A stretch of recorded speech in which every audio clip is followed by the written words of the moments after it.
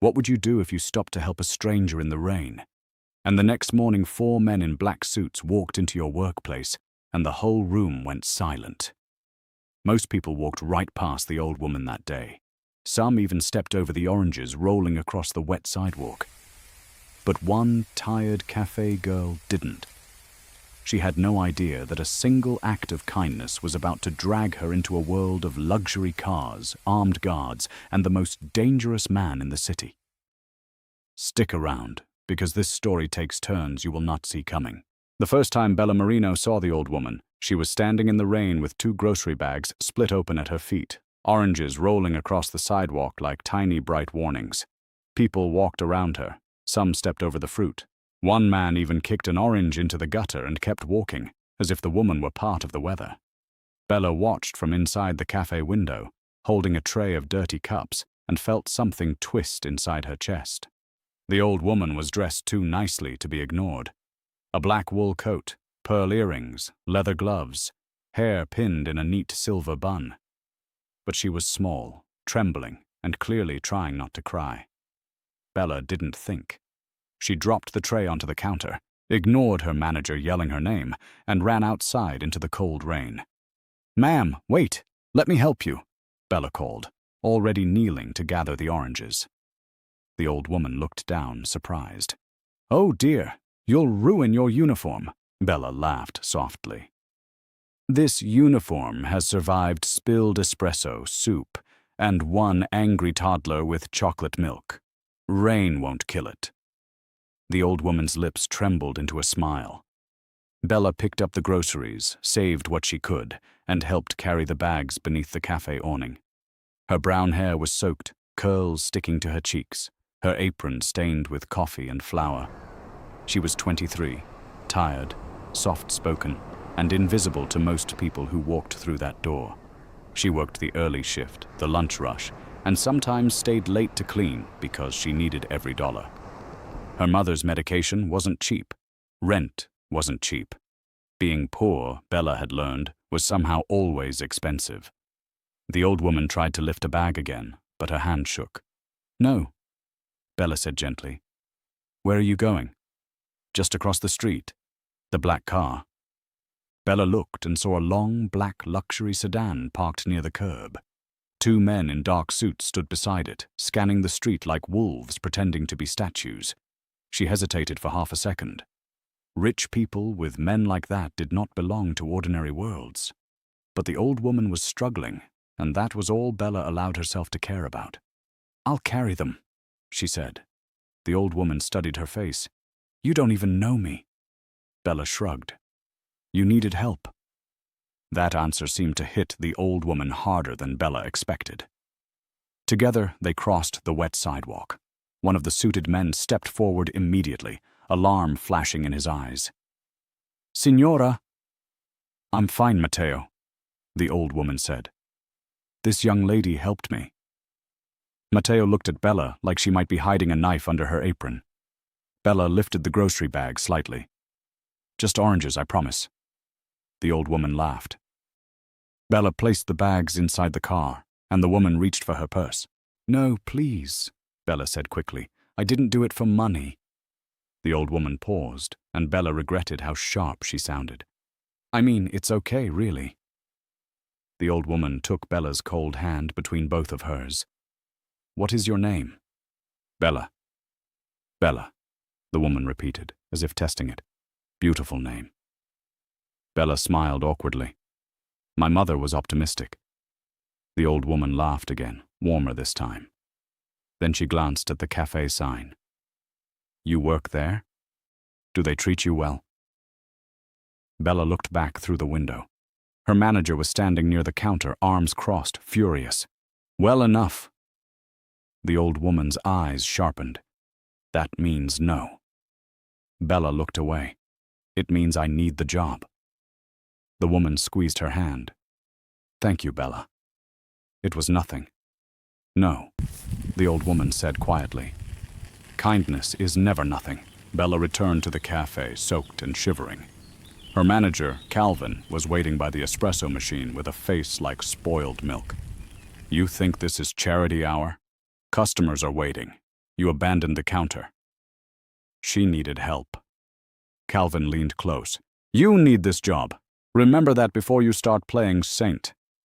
Bella swallowed the humiliation. She had become very good at swallowing things. Anger, hunger, exhaustion, words that bruised without leaving marks. The rest of the day passed in a blur of orders and forced smiles, and by closing, Calvin still docked her 15 minutes of pay for leaving the floor. That night, she walked home under broken streetlights, carrying a paper bag of unsold bread the baker had secretly given her. Her apartment was small and cold, above a laundromat that shook the walls every time someone ran the dryers. Her mother, Rosa, slept on the sofa, an oxygen machine humming softly beside her. Bella placed the bread on the counter and kissed her mother's forehead. Long day, Rosa murmured. Normal day. Normal means bad when you say it like that. Bella smiled tiredly. I helped an old woman with groceries. Rosa opened one eye. Good. Your father always said kindness returns wearing different shoes. Bella laughed. Then I hope kindness wears rent money. She had no idea that by morning, kindness would arrive wearing black suits. At 8:03 the next morning, the cafe was packed. Bella was behind the counter steaming milk when the door opened and 4 men walked in. The entire cafe went quiet. They were not ordinary customers. Each wore a black suit, a black coat, polished shoes, and the expression of men who did not wait in lines. The largest one stood near the door. Another moved toward the window. A third watched the kitchen. The fourth approached the counter. Calvin appeared instantly, suddenly polite. Gentlemen, welcome. What can I get you? We are here for Bella Marino, the man said. The milk pitcher slipped in Bella's hand. Calvin turned slowly. Bella? Every customer looked at her. Her heart began pounding. She wiped her hands on her apron. That's me. The man's eyes moved over her face, not rudely, but carefully, like he had been told exactly who to find. Please come with us. Bella stepped back. No. Bella, don't be stupid, Calvin hissed. She ignored him. Who are you? The man reached inside his coat. Bella flinched. He pulled out a cream envelope. For you. Her name was written on the front in elegant handwriting. Inside was a short note. My dear Bella, yesterday you helped me when everyone else looked away. Today my son wishes to thank you properly. Please do not be afraid of the men.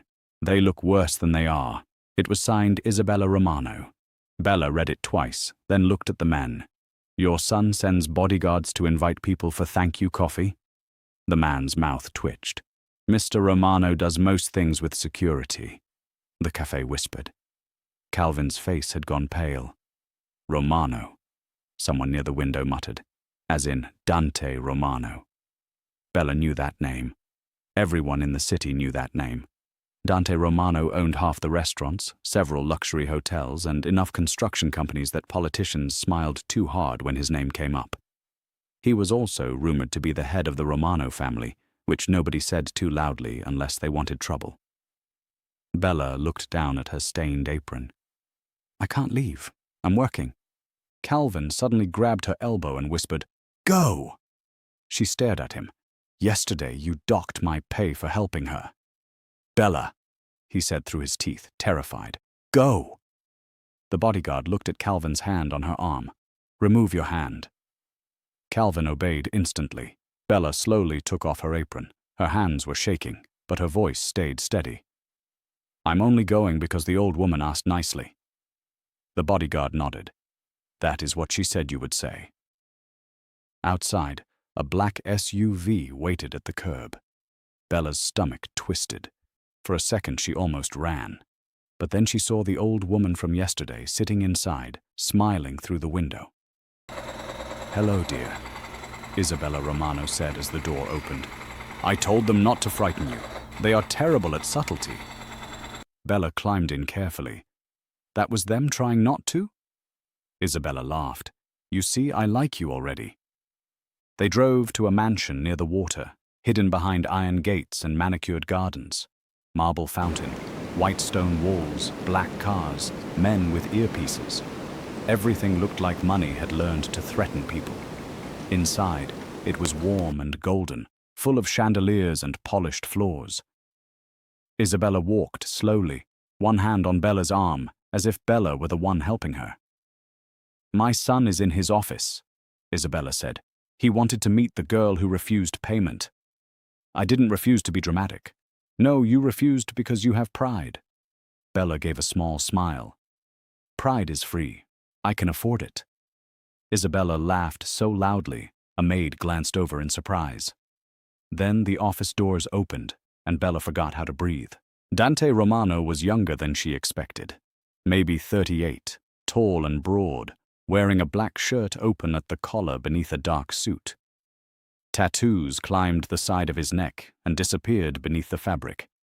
His face was handsome the way storms are beautiful from far away, dangerous, controlled, impossible to ignore. His eyes moved from his mother's hand on Bella's arm to Bella's face. Then he looked at Isabella. "You should have called me yesterday." "I dropped oranges, Dante. I did not declare war. You were outside without Matteo close enough. I crossed a sidewalk, not enemy territory." Bella pressed her lips together to keep from smiling. Dante noticed. His eyes returned to her. "You find this funny?" "A little." Isabella smiled with delight. Dante did not, or maybe he almost did, and stopped himself. "You helped my mother." She dropped groceries. Most people kept walking. "They were rude," Dante said. He stepped behind his desk and picked up a small velvet box. Bella immediately raised her hands. "No." Dante paused. "You haven't seen what it is." "If it's expensive, no." His eyebrow lifted. "You refuse gifts often?" "Only from Mafia bosses." The room went silent. Isabella covered her mouth, clearly trying not to laugh. Dante stared at Bella for 3 long seconds, then laughed once, low and surprised. Bella's cheeks warmed. "Sorry." "No," he said. "You're not." "No, I'm not." He opened the box anyway. Inside was a delicate gold bracelet with a tiny orange charm. Bella softened despite herself. "It's not payment," Isabella said gently. "It's memory." Bella looked at the old woman's hopeful face and felt her defenses weaken. "It's beautiful."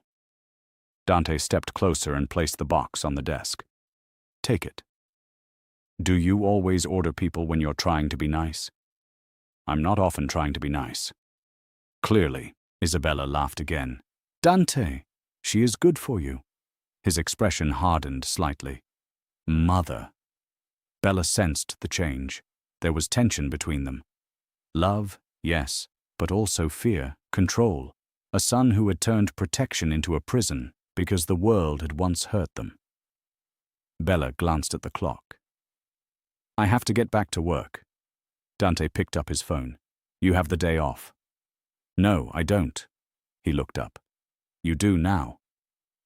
"Did you just call my boss?" "Yes." "You can't just rearrange my life because your mother likes me." "I can." "Wrong answer." Bella stepped closer to his desk.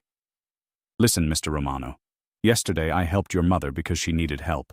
I didn't do it to get dragged out of my job, given jewelry, and ordered around by a man with bodyguards." Dante's gaze darkened, but not with anger. Interest. "Most people don't speak to me that way." "Maybe most people are trying to stay alive. And you?" "I'm trying to pay rent." That made him quiet. He studied her for a long moment. Then, "No surprises." He placed the bracelet box in her hand. "No strings, no debt. You may return to work after tea." One tea became lunch. Lunch became a tour of the garden, because Isabella insisted the roses were criminally ignored by men with guns. Bella found herself laughing more than she had in months.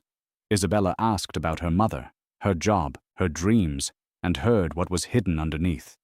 "You take care of everyone," the old woman said. Bella looked at her hands.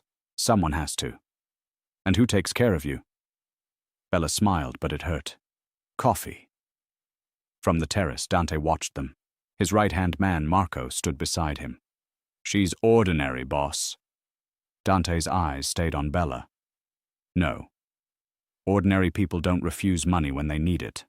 That makes her dangerous." Dante's voice was quiet. That makes her rare. By the time Bella returned to the cafe, everything had changed. Calvin was too polite. Customers whispered. A co-worker named Jenna grabbed her arm near the pantry. "Are you insane? 4 Romano men came for you." "They came for his mother." "No, Bella. Men like that don't send bodyguards for nothing." Bella touched the bracelet hidden in her pocket. It was just tea.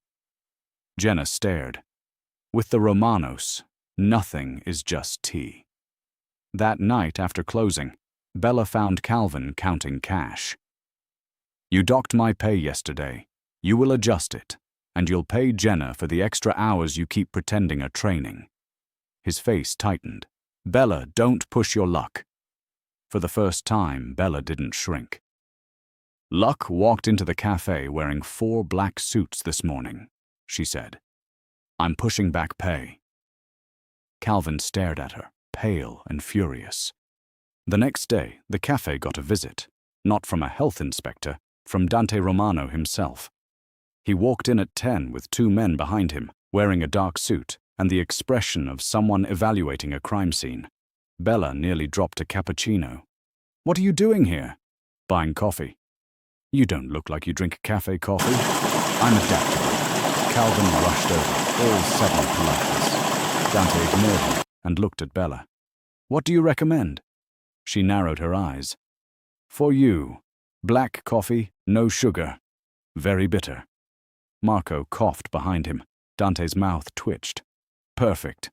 For the next hour, business doubled because everyone wanted to see why Dante Romano was sitting in a small cafe drinking bitter coffee while watching a barista like she was the only person in the room. Bella hated how aware she was of him. Hated the way his eyes followed the movement of her hands. Hated that he noticed when she winced, lifting a crate of milk. After the rush, Dante stood and walked behind the counter.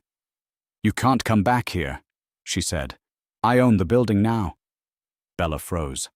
"What?" "The landlord was eager to sell. Your manager is stealing wages, underpaying staff, and storing expired ingredients near the back sink." Calvin appeared in the doorway, sweating. "That's not—" Dante looked at him and Calvin stopped talking. Bella's head spun. "You can't just do that." "I already did." "Why?" Dante looked at her carefully. "Because you asked him to pay people fairly, and he threatened you after I left." Bella's blood went cold. "How do you know that?" His silence answered. She stepped closer, furious. "You had me watched. To keep you safe." "I didn't ask you to keep me safe." "No, but someone followed you home last night." Bella stopped. Dante's tone remained calm, but his eyes did not. "Not my men. Someone else." "Who?" "That is what I intend to find out." The world tilted. The danger Bella thought belonged only to him had somehow reached her. Dante lowered his voice. "My mother spoke too freely. People know she favors you. In my world, that makes you useful to my enemies." Bella laughed shakily. "So helping with oranges got me a stalker. That's the worst thank you gift I've ever received." Dante looked almost sorry. "I know." That evening he drove her home himself. She argued for 10 minutes. He answered exactly 1 point. "You don't get to order me around." "I'm not ordering. I'm driving." But when they reached her building, Bella saw a man across the street turn away too quickly. Dante saw him too. In seconds, Marco had the man against a wall. In his pocket was a photo of Bella leaving the Romano mansion. On the back was written, "The mother's new pet." Bella felt sick. Dante's face became terrifyingly still. "Who sent you?" The man said nothing. Dante smiled. Bella quickly stepped forward. "Don't. Not here. Not in front of my building. My mother is upstairs." The word mother changed his expression. He turned to Marco. "Take him away." Bella's legs shook. Dante noticed and gently touched her elbow. "Come. I need to check your apartment." Rosa Marino was not impressed by Mafia money. She sat on the sofa with a blanket over her knees, oxygen tube under her nose, and looked Dante up and down. You're the reason my daughter came home in a black car. Dante stood respectfully near the door. Yes, ma'am. You trouble? Yes, ma'am. Bella groaned. Dante. Rosa's eyes narrowed. At least he's honest. He inspected the apartment quietly. Broken window latch, weak door lock, a fire escape accessible from the alley. Every flaw made his jaw tighten.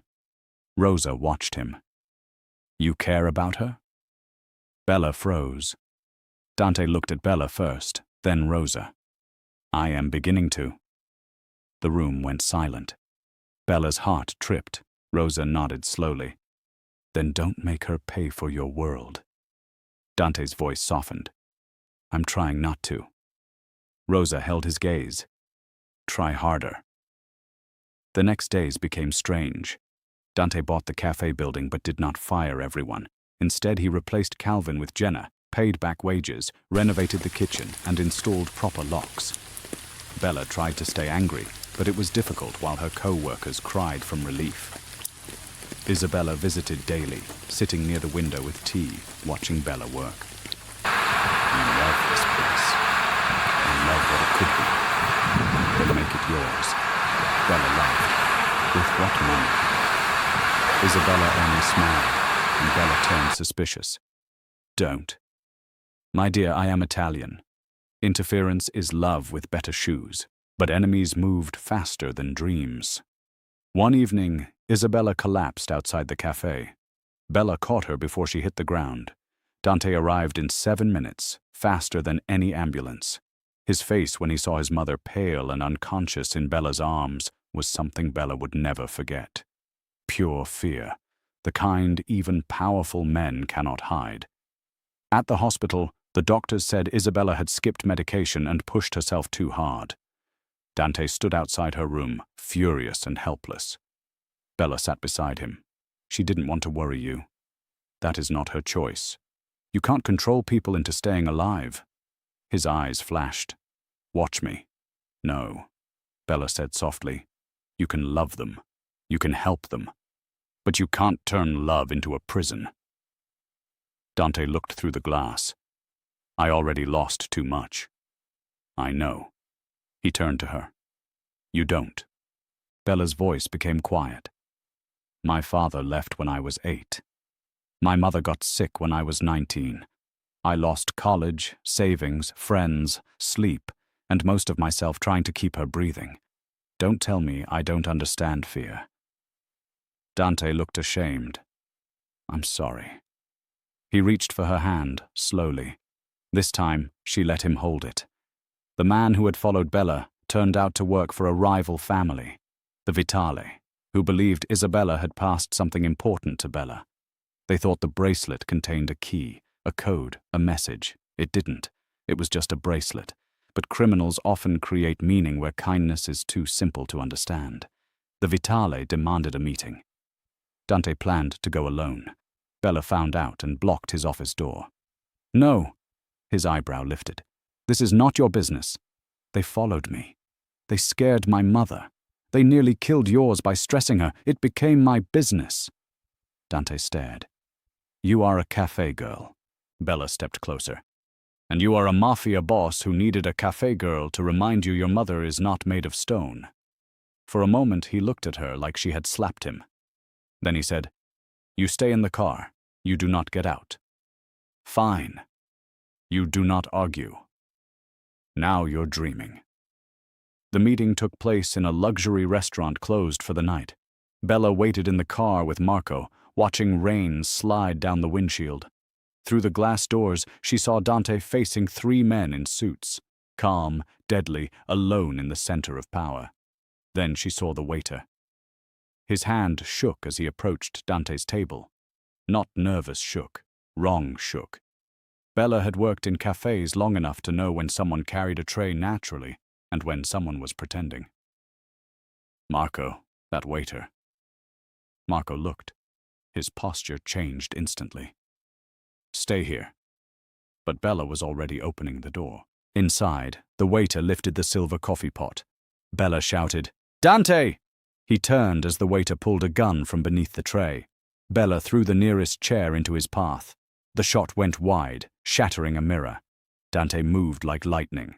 Marco slammed the waiter into the floor. The Vitale men drew weapons. In 2 seconds, the restaurant became chaos. Dante grabbed Bella and pulled her behind him. "I said stay in the car," he snarled. "You're welcome," she snapped. A second shooter appeared near the kitchen. Bella saw him before anyone else, because she knew kitchens, doors, corners, movement. "Left!" Dante fired once. The shooter dropped his weapon and fell. Silence returned in pieces. Dante turned to Bella, breathing hard, fury and fear battling across his face. "You could have died. So could you." His hand cupped her face, suddenly rough and warm. "Do you understand what that would do to me?" Bella stopped breathing. Everyone in the room seemed to disappear. She whispered, "Dante." He pulled his hand back like he had touched fire. The Vitale family surrendered before midnight, not because Dante threatened them, but because they saw the look on his face when Bella was almost harmed and understood that some wars were too expensive. Weeks later, the cafe reopened under a new name, Orange and Pearl. Bella owned 40%, Jenna owned 20%, the staff shared 10%. Dante owned nothing because Bella refused until he agreed to only invest as a silent partner, with legal paperwork and no surprise control. Isabella declared it annoyingly modern but charming. Opening day was bright and crowded. Fresh pastries lined the glass case. Orange flowers decorated the tables. A small framed photo near the register showed Isabella's spilled oranges from the day everything began, because Bella had insisted that kindness deserved evidence too. Dante arrived after closing in his black suit, tattoos visible, looking completely out of place among pastel walls and cinnamon rolls. Bella handed him bitter coffee. "You still hate sugar. I tolerate yours. That's dangerously close to a compliment." "I'll recover." Isabella sat near the window, healthier now, wearing the gold bracelets matching orange charm around her neck, because she said Bella had earned the original. Dante looked at his mother laughing with Rosa near the front table, both women plotting something involving cannoli. "You saved her," he said. Bella shook her head. "I carried groceries." "You did more than that." She looked at him. "So did you." Dante stepped closer. "Bella."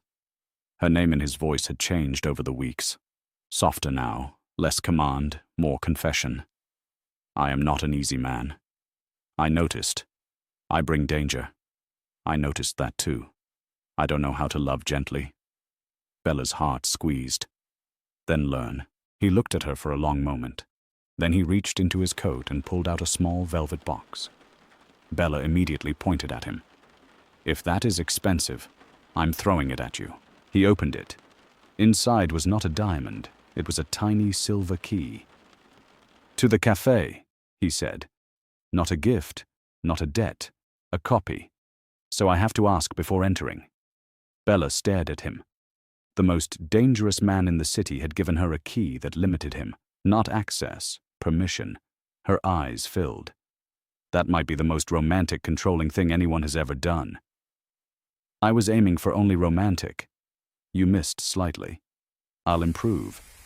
She laughed through tears. Then she stepped closer and kissed him. Not because he was powerful, not because he sent 4 bodyguards, not because he bought buildings or ended threats, but because underneath all that darkness was a man trying, clumsily and fiercely, to become someone worthy of the kindness that had found his mother in the rain. And Bella was no longer just the poor cafe girl who carried bags for an old woman. She was the woman who taught a Mafia boss that kindness was not weakness. It was a debt no money could repay. So here's what stays with me about this whole story. We live in a world that quietly teaches us that kindness is a kind of weakness, that the smart move is to keep walking, to step over the oranges, to protect ourselves first. And a dozen people did exactly that the morning it all began. But Bella didn't. She stopped in the rain, for a stranger who could do nothing for her, and asked for nothing in return. That's the thing about real kindness. It isn't a transaction. It isn't a bet placed on a future reward. It's just something you do because someone needs it. And the beautiful, strange truth is that it so often comes back around, wearing shoes you'd never expect. But there's something even more powerful buried underneath the black cars and the gunfights. And it's the thing Bella taught a man who could buy an entire city. That love and control are not the same thing. Dante spent his whole life believing that if he just held tightly enough, watched closely enough, locked every door, he could keep the people he loved safe. And it took a cafe girl with no money and no power to show him that you can't cage the people you love and call it protection. Real love hands someone a key. It asks permission. It trusts. That was the gift she gave him, worth more than any building he ever bought. If this story touched your heart, if you felt that spark when a tired girl chose kindness over comfort and it changed her entire life, then do me a favor and hit that like button. It honestly helps more than you know. Share this video with someone who believes that one small act of kindness really can change everything. And if you want more emotional stories exactly like this one, full of danger, loyalty, and love that arrives in the most unexpected ways, make sure you subscribe and turn on notifications so you never miss what's coming next. And drop a comment down below and tell me honestly, if you were Bella, would you trust Dante after everything? Or would you keep making him earn your heart one day at a time? And tell me your name and where you're watching from. I genuinely want to see how far this story travels. I read every single comment, so don't be shy. Let's hear it.